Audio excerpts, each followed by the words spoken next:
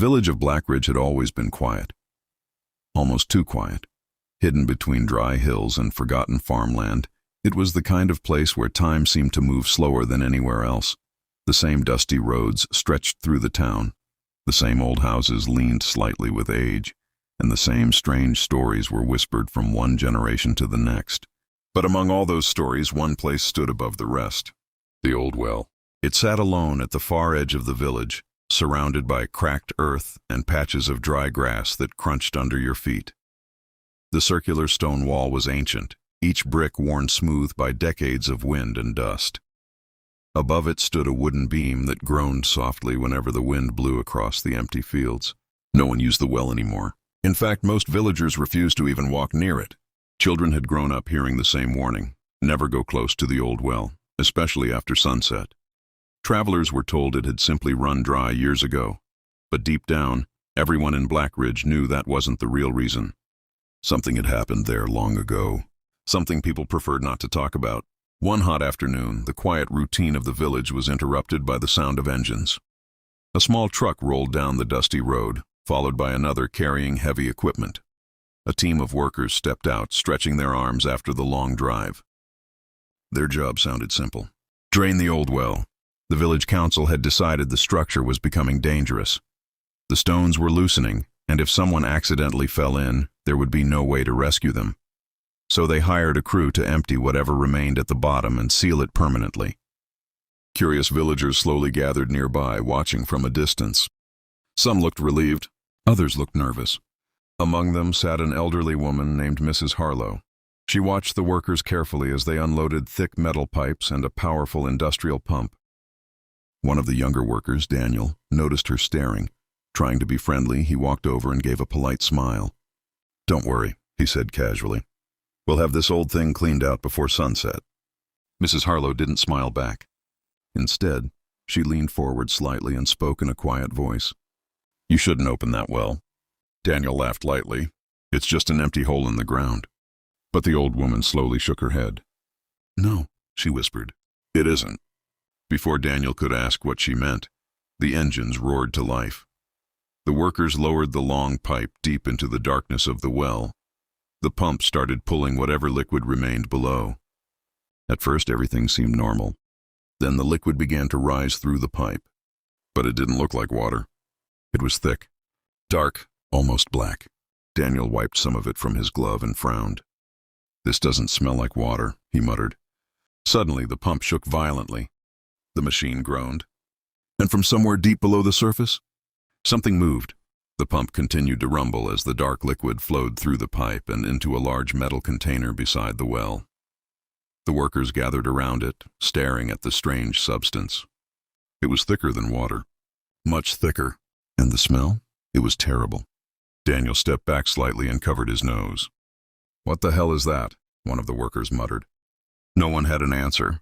The liquid looked almost like oil, but darker. When the sunlight hit it, the surface reflected a dull, strange shine. One of the older workers, Marcus, crouched beside the container and poked the liquid carefully with a metal rod. "It's too thick to be groundwater," he said slowly. "And wells don't usually fill with this kind of stuff." The pump suddenly made a loud grinding sound. Everyone turned toward the machine. The pipe shook violently, rattling against the stone walls of the well.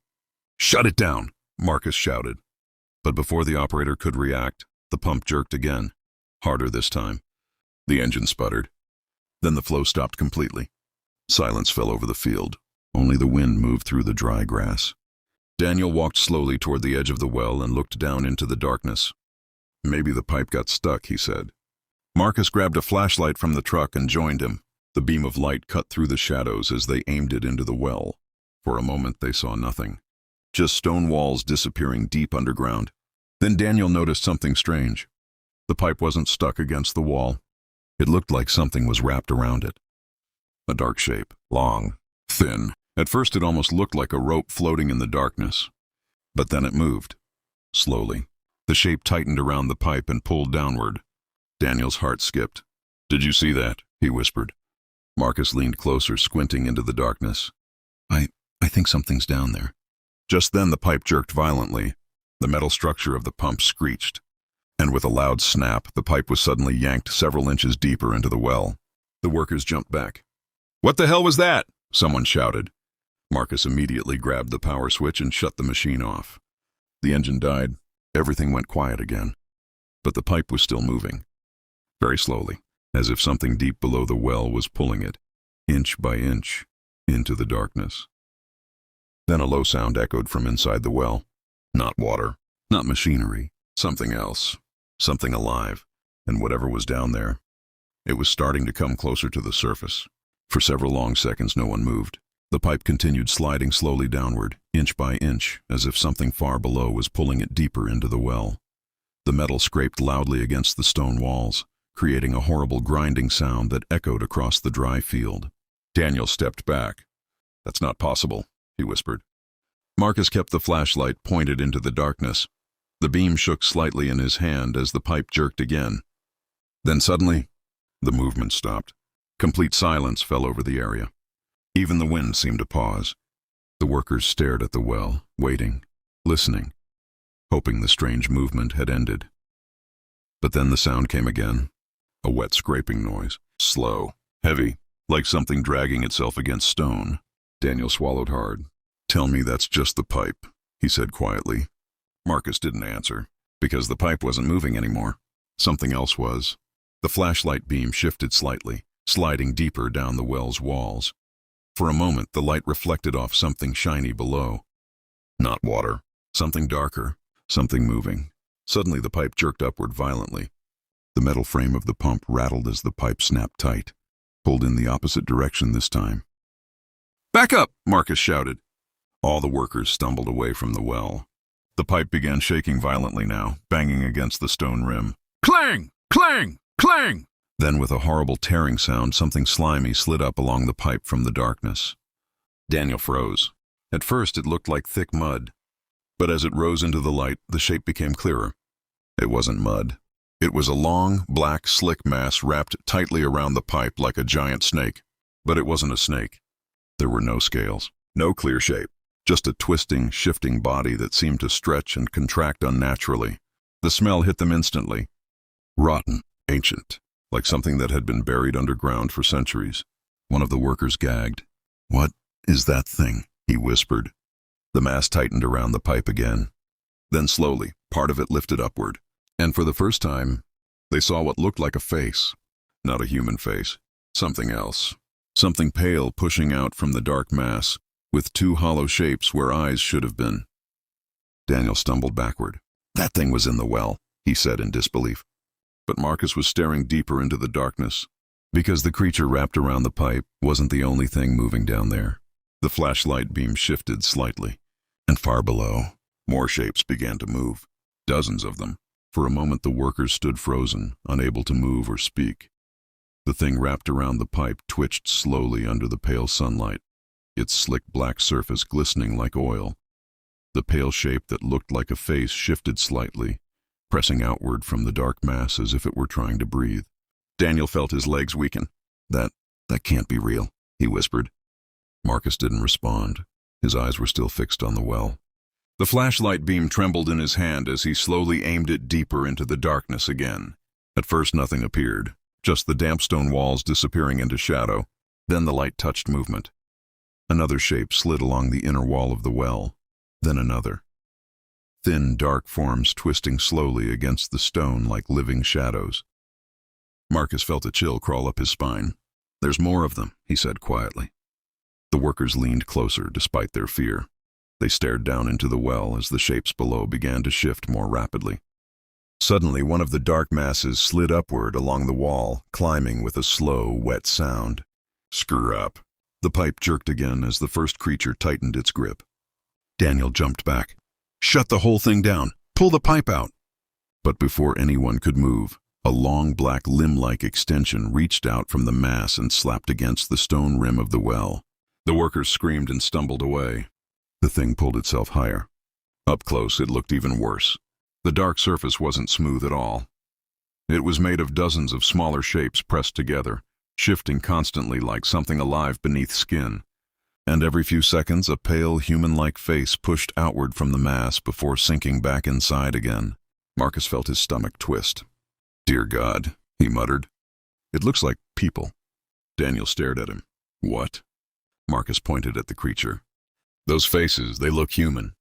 The thing suddenly let out a low vibrating sound that seemed to echo from deep inside the well. Then another shape began climbing behind it, and another. The well wasn't empty. It was full of them. Dozens of black twisting bodies began sliding upward along the stone walls, slowly reaching toward the surface. The villagers who had been watching from a distance began to panic. Some started running back toward the houses, shouting warnings. Mrs. Harlow was still sitting on the bench, but now she was standing.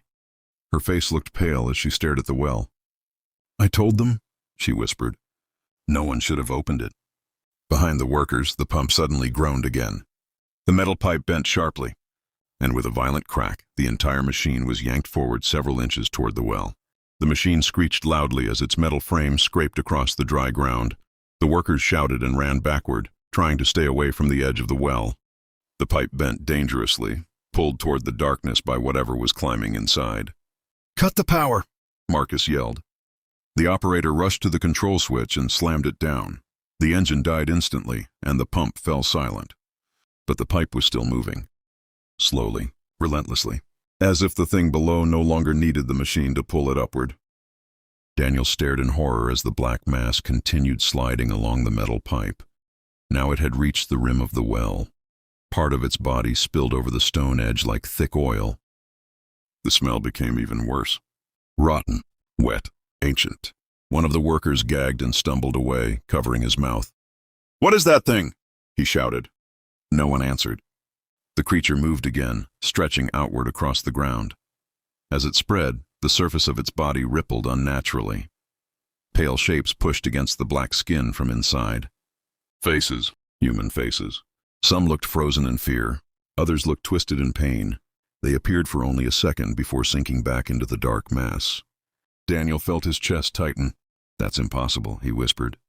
Marcus stepped back slowly, never taking his eyes off the creature. "Everyone move away from the well," he said firmly.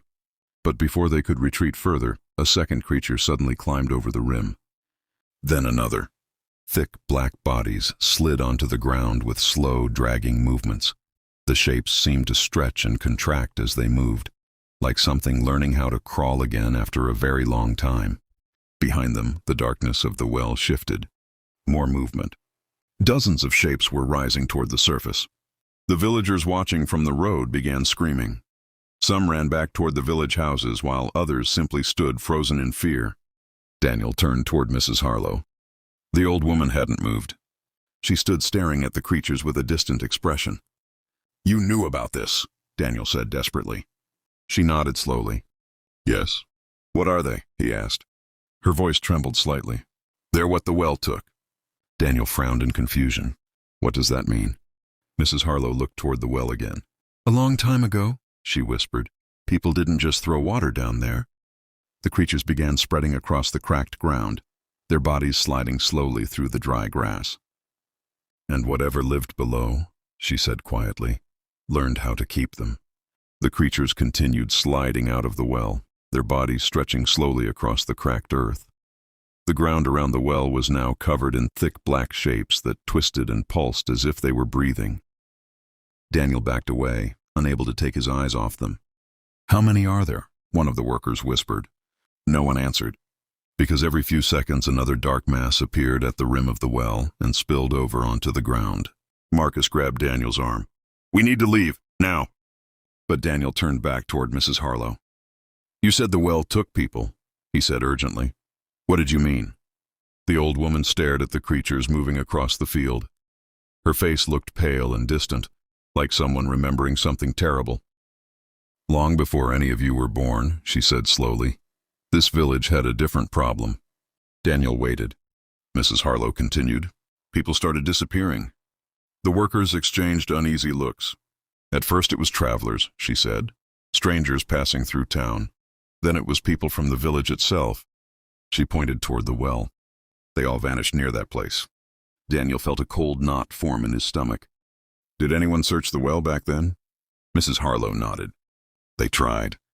Her voice lowered. "But the rope they used came back empty. except for something black on the end of it. Daniel glanced at the creatures again. One of them was stretching across the ground nearby. As it moved, a pale face briefly pushed through its surface, its mouth open in a silent scream before disappearing again. People were terrified, Mrs. Harlow continued, so the village elders made a decision. What decision? Marcus asked. Her eyes slowly returned to the well. They sealed it. Daniel frowned. With what? Mrs. Harlow hesitated. Then she spoke quietly. With people. The workers stared at her in disbelief. They believed if they fed it, she said, it would stay quiet. Daniel felt sick. You're saying the village sacrificed people? The old woman looked down. Only criminals at first, she whispered. Then outsiders. Anyone no one would miss. Daniel's voice shook. And those things in the well? Mrs. Harlow nodded slowly. They're what's left of them. Behind them, a loud cracking sound echoed across the field. The stone wall of the well suddenly split along one side. More black shapes surged upward through the opening, and this time, they were moving much faster. The moment the stone wall cracked, the entire well seemed to shudder. A loud rumbling echoed from deep underground, like something massive shifting far below the surface. The ground trembled slightly beneath the workers' feet. Then the creatures began to move faster. Before, they had crawled slowly across the dry grass. Now their bodies twisted and stretched with sudden bursts of speed, sliding across the earth like living shadows. Run! Marcus shouted. The workers didn't hesitate. They turned and sprinted toward the road where the trucks were parked, their boots kicking up clouds of dust behind them. Daniel grabbed Mrs. Harlow's arm. You need to come with us. But the old woman didn't move. Her eyes were still locked on the well. It's too late, she said quietly. Daniel didn't understand what she meant until he heard the sound behind him. A wet dragging noise. He turned slowly. One of the creatures had already crossed half the field. Its black body stretched unnaturally long, sliding across the ground in a disturbing wave-like motion. The surface rippled. Faces pushed against it from inside, dozens of them pressing outward as if trying to escape. Daniel felt his heart slam against his chest. Marcus! He shouted. Marcus spun around just in time to see the creature surge forward again. It moved impossibly fast. Within seconds, it reached the edge of the dirt road. One of the workers tripped while running. He fell hard onto the ground, trying desperately to scramble back up. But the creature was already there. Its body expanded suddenly, spreading across the ground like thick black liquid. The worker screamed. For a brief moment, his arms and legs were visible, thrashing wildly inside the dark mass. Then the surface closed over him. The screaming stopped instantly. Daniel stared in horror. Oh my God. The creature's body rippled again. And for a split second, the worker's face appeared beneath the surface of the black mass. His eyes wide with terror, his mouth frozen in a silent scream. Then it vanished like the others. Marcus grabbed Daniel's shoulder and pulled him toward the trucks. We can't stop, he shouted. Behind them, more creatures were spilling out of the broken well. The ground around it was now completely covered in writhing black shapes. But something worse was happening. The crack in the stone wall was spreading. Chunks of the well began breaking apart, falling inward as the earth beneath it collapsed. Mrs. Harlow watched the destruction silently. Her voice was barely a whisper. The well was never meant to hold them forever. Then the ground around the well suddenly gave way, and something enormous began rising from the darkness below. The ground around the well collapsed with a deafening crack. Chunks of ancient stone fell inward as the earth split apart, sending clouds of dust into the air. The broken wall of the well crumbled piece by piece, revealing a dark opening far wider than anyone expected. Daniel stopped running. He couldn't help it. Something inside that pit was moving, something far larger than the creatures already crawling across the field. Marcus grabbed his arm. Don't look back! But Daniel already was. The smaller creatures suddenly began retreating toward the broken well. Their black bodies slid across the ground in frantic waves, pulling themselves back into the darkness as if obeying some silent command. Within seconds, the field that had been covered with writhing shapes was nearly empty again. Only a few black streaks remained across the cracked earth. Daniel frowned. Why are they going back? He asked. Marcus turned just in time to see the last creature disappear into the hole. Then the sound came, a deep rumbling vibration that seemed to shake the ground itself. The villagers who hadn't already fled began screaming again. The pit where the well once stood was widening rapidly now. The earth around it sank inward, revealing something beneath the surface that looked less like a well and more like a massive underground tunnel. Daniel felt a cold wave of dread wash over him. "That well wasn't a well," he said slowly. Marcus stared into the expanding darkness. "No," he replied. "It was a lid." The ground trembled again, and then something enormous shifted below. At first Daniel thought it was just more darkness moving, but as the dust cleared he realized it was a shape. A massive, slow-moving shape rising toward the surface. The edges of it scraped against the broken stone walls as it pushed upward, forcing more debris to collapse into the pit. Daniel took a step back. "How big is that thing?" he whispered. Marcus didn't answer, because they could both see it now. A huge black surface slowly emerging from the ground, covered with the same shifting texture as the smaller creatures. Faces, hundreds of them, pushing outward from the surface like trapped souls trying to break free. The enormous mass rose higher, stretching upward like a living tower of darkness. The air filled with a deep vibrating sound, somewhere between a groan and a roar. The villagers who remained nearby began running toward the village houses, desperate to escape. But Daniel realized something terrifying. The thing rising from the pit wasn't just coming out of the ground. It was unfolding, and as its massive body spread wider across the earth, it began moving in the direction of the village. The massive black shape continued spreading across the cracked earth, moving with a slow, terrifying purpose toward the village. Its surface writhed continuously, hundreds of pale faces pressing outward from the dark mass like trapped memories, screaming silently.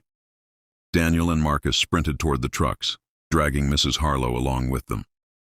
The old woman's eyes remained fixed on the creature, a grim expression on her face.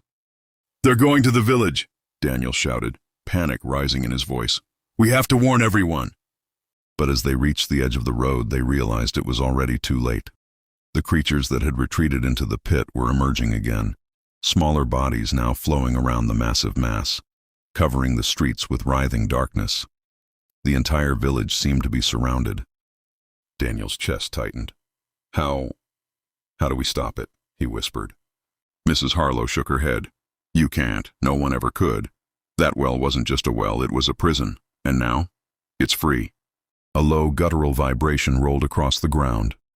The enormous mass shifted again, faces pressing outward, mouths opening in silent screams.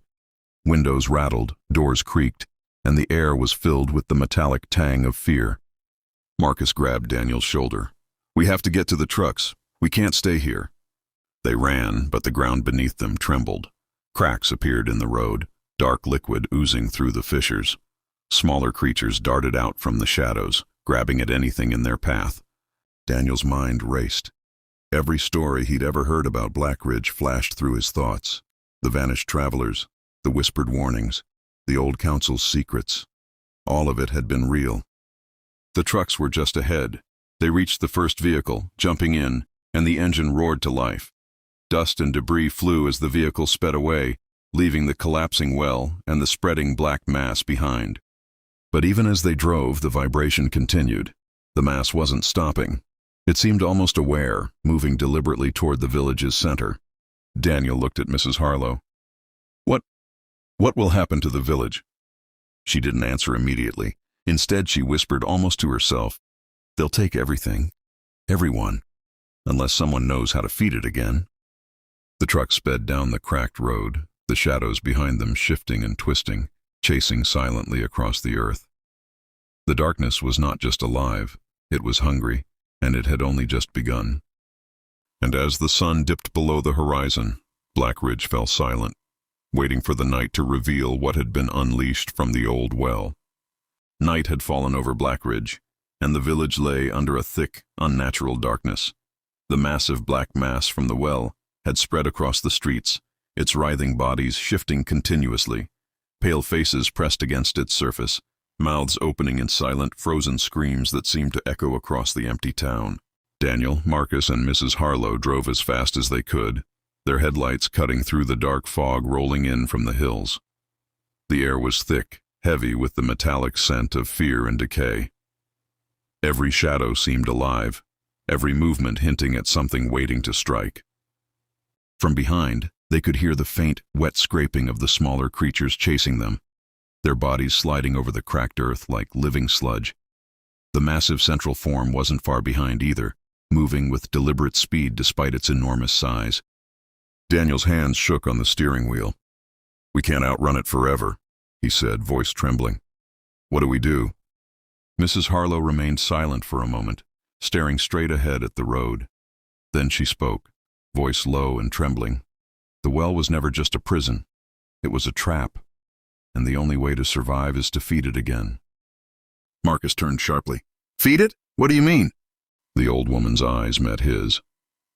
"If it isn't fed, it will take everything, every living soul in Black Ridge. And eventually, it will move on." Daniel swallowed hard, horror settling deep in his chest. "You mean, we have to give it people?" Mrs. Harlow nodded. "It's the only way it will stay contained." The truck sped over the cracked road, headlights catching glimpses of the writhing darkness behind them. The smaller creatures surged forward, following relentlessly, but the massive form slowed only occasionally to consume anything in its path. Daniel's heart pounded. He knew what they were facing. The village, the well, the monstrous mass. It was all beyond comprehension. There was no fighting it, no reason, only survival, and a terrible choice ahead. As the trio drove toward the edge of the village, the first screams rang out behind them. Those who hadn't yet fled were being consumed, swallowed by the undulating black mass that now dominated the streets. Mrs. Harlow's voice broke through Daniel's thoughts. "Remember. The well remembers, and it never forgets." The truck hit a dip in the road, bouncing slightly. Dust swirled behind them. The darkness of the night seemed to pulse with life, and Daniel realized the horrifying truth. The nightmare had only just begun. And somewhere, deep beneath the ruins of the old well, hundreds of eyes watched, waiting for the next nightfall, when hunger would call again. The truck sped away from the village, but the horror they had left behind was impossible to ignore. The darkness seemed to stretch endlessly across the streets of Black Ridge, swallowing everything in its path. The pale faces pressed against the shifting black mass flickered in the moonlight, frozen in terror and agony, yet somehow alive. Daniel gripped the steering wheel tightly, sweat pouring down his face. "We can't just leave them," he said, voice shaking. "Those people, what's happening to them?" Mrs. Harlow's eyes remained fixed on the road ahead. "They're trapped," she said softly. "Inside the well, or inside what it has become. There's no helping them. Not now. Only containment can slow it." Marcus exhaled sharply. "Containment? How? That thing is unstoppable. We saw it. Every corner of the village it touches is being consumed. It moves like a living shadow, but bigger, stronger, smarter." Daniel felt sick to his stomach. The sight of the writhing forms had burned into his mind. The faces of the victims, twisted in silent screams, haunted him, their pale eyes staring through the darkness as if pleading for help. Mrs. Harlow's voice dropped to a whisper. "It feeds on life. It learns. And if it isn't fed, it destroys everything in its path until it is satisfied." The truck rounded a bend, and in the distance, the crumbling silhouette of the old well came into view, now a jagged pit surrounded by ruins. The massive black mass remained inside, but its reach had expanded across the village streets. Small tendrils and writhing forms continued to crawl outward, hungry, relentless. Daniel turned to Marcus. "There has to be a way to stop it." Mrs. Harlow shook her head. "Stop it? No one has ever stopped it. Not in 100 years. It was never meant to be stopped, only controlled, temporarily." Daniel swallowed hard, the weight of her words sinking in. "Controlled how?" The old woman's gaze darkened. "By feeding it, by offering what it demands. Only then does it remain contained. Otherwise, everything will be lost." The truck moved faster, dust rising in clouds behind it. The night was thick, oppressive, and the darkness seemed alive, pulsing with a terrible rhythm. Daniel glanced into the rearview mirror. The outlines of the smaller creatures were still following them, sliding over the cracked roads, moving with eerie precision. And in the shadows, the central mass seemed to pulse like a beating heart, waiting, hungry, patient. A low, guttural vibration rolled across the ground. Daniel knew instinctively that the village behind them was lost. There was no turning back, no saving what had already been consumed. And yet, in the deepest part of the pit, something stirred. Something older and far more terrifying than anything they had seen. Something waiting for the night to rise again.